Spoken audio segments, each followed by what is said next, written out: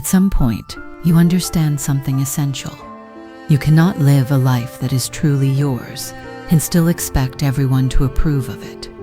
It doesn't work that way, because the moment you start choosing yourself, you will disappoint someone, not because you did something wrong, but because you stopped living the way they expected you to. Because for a long time, you were used to adjusting, to saying yes when you meant no, to showing up even when you were completely drained, to giving energy to people who would never do the same for you, to shrinking yourself just to avoid being a problem.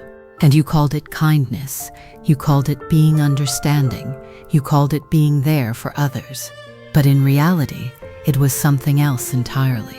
It was forgetting yourself, slowly, quietly, piece by piece.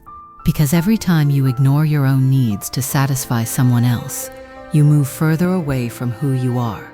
Because you are no longer living in alignment, you are performing, adapting, adjusting, maintaining a version of yourself that keeps everyone else comfortable.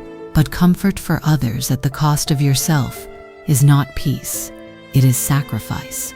Slow, unnecessary, invisible sacrifice. That's why setting boundaries is not selfish. It is necessary. The ability to say no without guilt, to step back without explaining every decision, to protect your peace without feeling like you owe the world a justification, because you don't. You are allowed to choose what aligns with you. You are allowed to walk away from what doesn't. And yes, that will disappoint people. But here is the truth most people forget. You can disappoint someone and still be a good person. Those two things are not in conflict, because your worth is not defined by how well you meet expectations that were never yours to carry. Sometimes disappointing others is the only way to stop disappointing yourself, and that shift changes everything. You stop seeking approval. You stop over-explaining. You stop apologizing for simply being who you are. And in that space, self-respect begins. Not loudly, not dramatically, but firmly. And yes, not everyone will like that version of you. Some will prefer who you used to be.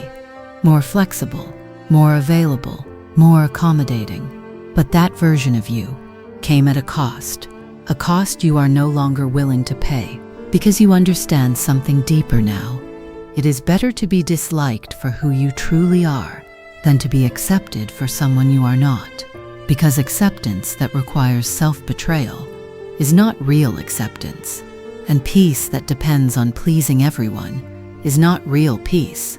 So you stop apologizing, not for your mistakes, but for your identity, for your boundaries, for your choices. You stop shrinking to fit expectations, and you start living in alignment with yourself. And that is where real freedom begins. Not when everyone understands you, but when you no longer need them to.